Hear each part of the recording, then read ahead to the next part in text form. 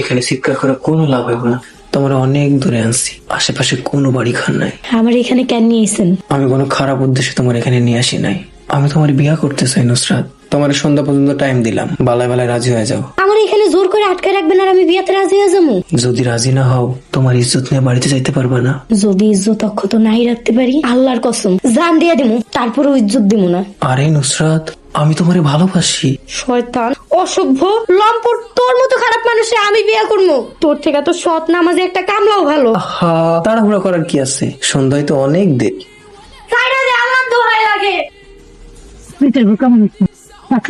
Interview তো হয় নাই, বলছে পরে জানাইবো। চাকরির জন্য তো আর আপনি আগে হাতে পায়ে ধরেন নাই, তারাই আপনার ফোন দিছিল, তাইলে আবার পরে জানাইবো কেন? এর কারণ কি? ভুল হইলে আল্লাহ মাফ করো। আমার মনে হইতেছে এলাহি মাতবর কোনো চাল চালতাছে, কারণ ইন্টারভিউ দিতে যাওয়ার সময় উনি আমার সামনে পড়ছিল। ওনার কথাবার্তার ধরন তেমন সুন্দর ছিল না। হে আল্লাহ, এই একমাত্র বড় আমাকে আর কত কষ্ট দিব, আর কত চালাইবো। ভিতর থেকে কোনো আওয়াজ টাওয়াজ দিছে?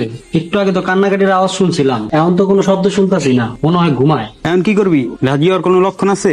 সন্ধ্যা পর্যন্ত টাইম দিছি, দেখা যাক কি হয়। সন্ধ্যার মধ্যে যদি রাজি না হয় তাহলে কি করবি? এটা তো ভেবে দেই নাই। বুদ্ধি একটাই, যেহেতু কোনো সাক্ষী প্রমাণ নাই তাহলে ওর একটা দিতে ভাষায় দিতে হইব। ওই নুসরাত আমার জান, আমার কলিজা, খবরদার নুসরাতে মার কথা একটাবার মুখে নিয়ে আবি না। বাড়িয়া তো নীরব কে আব্বাসের মা? আপনি জানেন না, সাইডটা তাবিজ পাইছে কবিরাজে। ওসব ভণ্ড কবিরাদের কথা বাদ দাও। আব্বাস ওর মাথাকে একটু ঠান্ডা হয়েছে? ঠান্ডা হইছে। তো ওরে একটু ডাক দাও, ওর সাথে কথা বলে দেখি। সে তো বাড়িতে নাই। বাড়িতে নাই মানে? তার মানে তুমি আর বান্ধন খুলে দিছ? কি করবো, আমি তো মা। তোমার পোলাই যদি এখন রাগের মাথায় কোনো কিছু করে, তা আমার এই সাজানো প্ল্যান সব ভেস্তে যাইব। নুসরাত, এই নুসরাত, সকাল ধরে কিচ্ছু খাও নাই। নুসরাত, নুসরাত, এই নুসরাত, নুসরাত। নুসরাতের কোনো সারা শব্দ নাই। সারা শব্দ নাই মানে? এতক্ষণ ধরে রাখলাম, কোনো সারা শব্দ নাই, একদম নীরব হয়ে গেছে। তোর একটু আয় না আমার সাথে ভিতরে। আরে আব্বাস, তুই কোনো টেনশন করিস না, তুই ভিতরে যা, এত ঘাবড়ানোর কিছু নাই। যা তুই ভিতরে যা, আমরা আইতাছি। অবস্থা তো বেশ সুবিধার মনে হইতেছে না, এখানে আমাকে থাকাটা ঠিক হবে না। চল আমরা পালাই। তুই ঠিক করছিস। আব্বা কি হয়েছে? নুসরাতকে খুঁজে পাওয়া যাইতেছে না। সে সকালবেলা বাড়িছে, এখন বাজে দুপুর 2টা, কোনো খোঁজ নাই। মনে হয় নুসরাত কোনো বিপদে পড়ছে। আম্মা, আম্মা তুমি টেনশন করো না, ও আজ সকালবেলা কই গেছে? শিপন ভাইয়ের বউ রেহানা ভাবিরা আরবি পড়াইতে গেছে। নুসরাত, ও নুসরাত, নুসরাত তোমার কোনো ক্ষতি করার ইচ্ছা আমার ছিল না নুসরাত।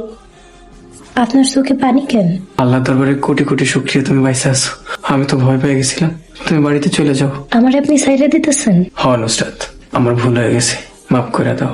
ভালোবাসায় জোর খাটে না, ভালোবাসা মানে দুটি মানুষের মনের মিলন। তোমার আটকে রেখে আমি ভুল করছি, তুমি বাড়িতে চলে যাও। আপনি যে বুঝতে পারছেন এটাই অনেক। নুসরাত, এই নুসরাত, কেমন আছো বোন? ভালো আছে ভাই, আল্লাহ ভালোই রাখছে।